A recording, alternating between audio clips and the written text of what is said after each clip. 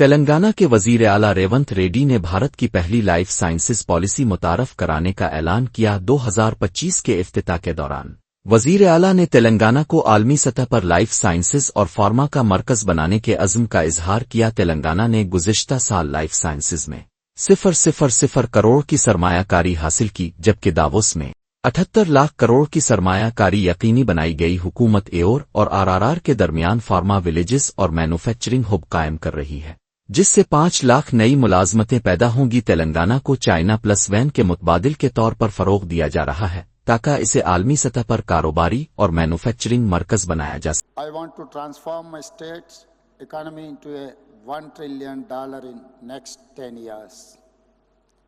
The core urban area will become a service only city and aim for net zero. This is where we are creating future city, AI city, and many other big projects. Hyderabad is now the EV capital of India, with the highest sales of EV in entire country. I am replacing 3,000 RTC public transport buses with electric vehicles.